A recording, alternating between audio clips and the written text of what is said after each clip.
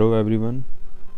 आज का हमारा जो क्वेश्चन है आर्टिकल 19 के ऊपर है, जो बहुत ही ज़्यादा इम्पोर्टेंट है। हर एग्ज़ाम में ये तो आता ही है, एलएलबी हो आपके या जुडिशरी हो। जुडिशरी में आर्टिकल 21 या 19 इन दोनों में से एक कंपलसरी है, आता है।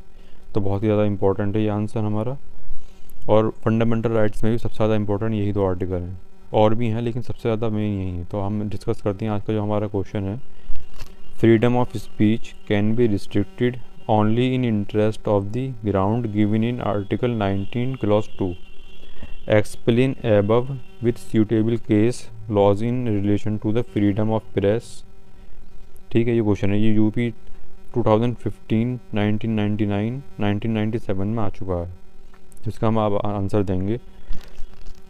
Article 19 of the constitution of India originally had 7 important rights, but ये यहाँ पर लाइन ऐड कर लेना, ये रह गई थी। But now there are 6 fundamental rights as the right of property stands deleted and is now replaced with article 300A of constitution of India, जो अब लीगल राइट बन चुका है, इसमें से हट चुका है। पहले ये 7 थे, अब 6 हैं।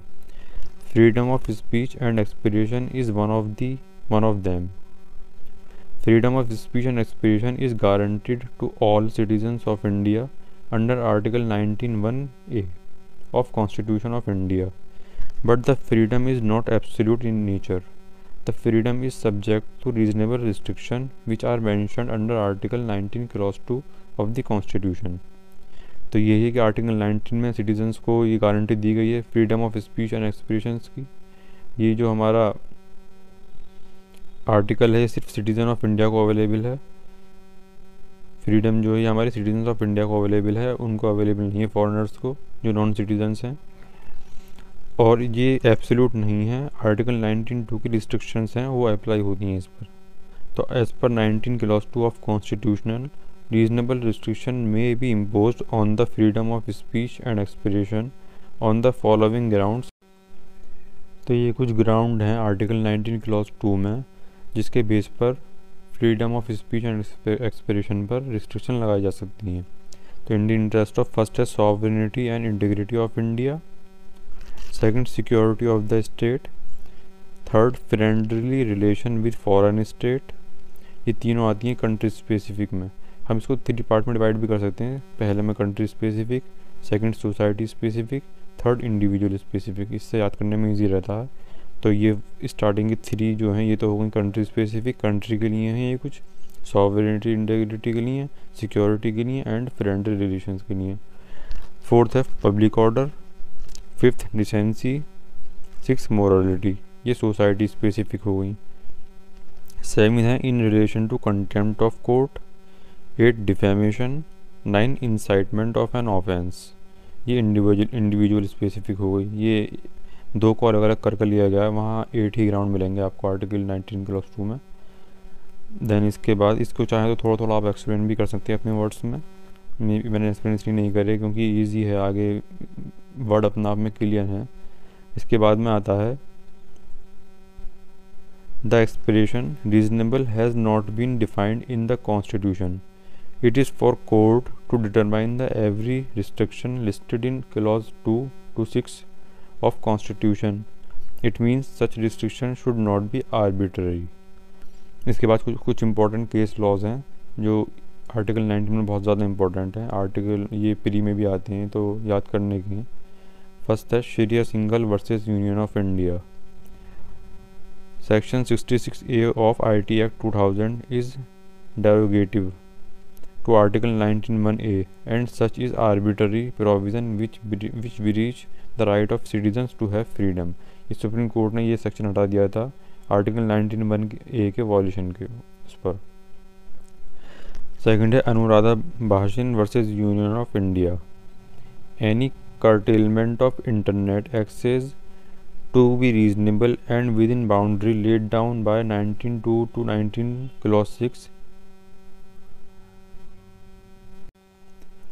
तो सुप्रीम कोर्ट ने हैंडल कह रहा था कि कर्टेलमेंट जो हो इंटरनेट एक्सेस का वो रीजनेबल होना चाहिए विद इन बाउंड्री इस रिस्ट्रिक्शन के अंडर। इसके बाद है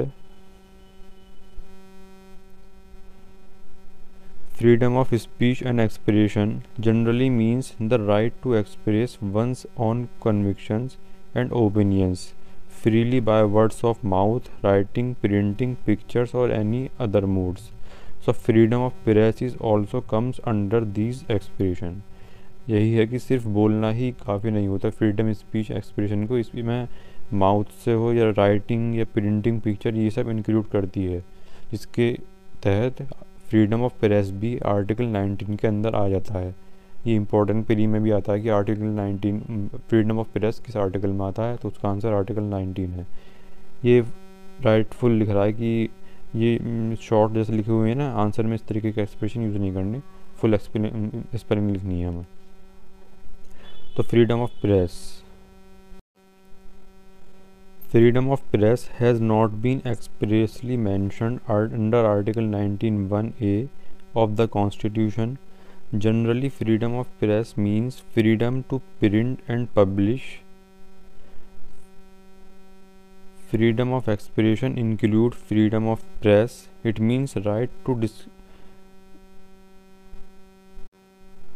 disseminate ideas or news or views in various forms like newspaper, TV channels, making of film or documentary, or by writing articles.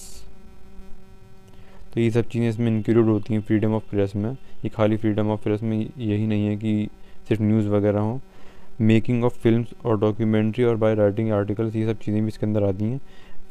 Press has been described as fourth pillar of democracy. जो हमारा fourth pillar माना गया है democracy का, वो press को माना गया है। 3 कौन कौन से हैं? लेजिस्लेचर, एग्जीक्यूटिव एंड जुडिशरी, जो कॉन्स्टिट्यूशन में दिए हुए हैं। ये फ्रीडम ऑफ ये प्रेस जो है ये फोर्थ पिलर माना गया है। कॉन्स्टिट्यूशन में बेसिकली क्लियर वर्ड्स में नहीं है दिया हुआ। इसके बाद फ्रीडम ऑफ प्रेस से रिलेटेड कुछ केस लॉज हैं। In Romesh Thappar versus state of Madras, in this case other state put restriction on circulation of newspaper of another state. Court held restriction on circulation leads to restriction on expression.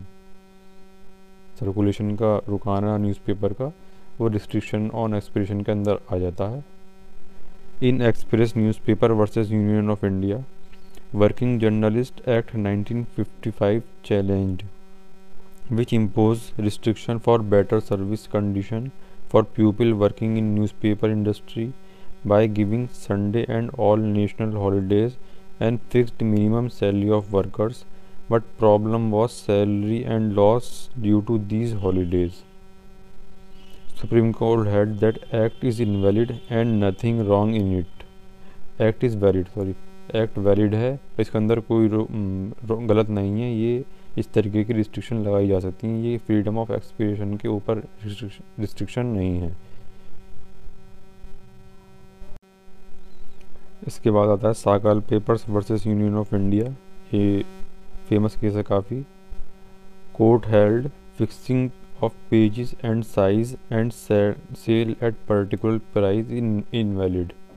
मतलब कि page fix कर दिए कि इतनी page में ही news आएगी या size इतना रहेगा पेपर का, या इसके सिर्फ इसी प्राइस पर आप सेल कर सकते हैं, ये इनवैलिड है।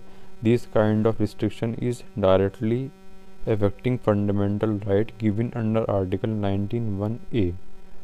तो ये कुछ केस लॉज थे अलग अलग, किस तरीके से सुप्रीम कोर्ट ने हेल्ड करा, किसी में वैलिड बताया, किसी में इनवैलिड बताया कंडीशंस को। तो हम लास्ट में कंक्लूजन डाल सकते हैं। So freedom of press is not expressly given, but it is implicit in freedom of expression given under Article 19(1)(a) of Indian Constitution। तो ये आज हमारा एक आर्टिकल 19 के ऊपर क्वेश्चन आंसर तैयार हो गया। ये इम्पोर्टेंट है बहुत ज़्यादा, इसको आप राइट कर लें अपने। और अगर वीडियो अगर आपको पसंद आई तो लाइक करें एंड चैनल को सब्सक्राइब ज़रूर करें। Thank you.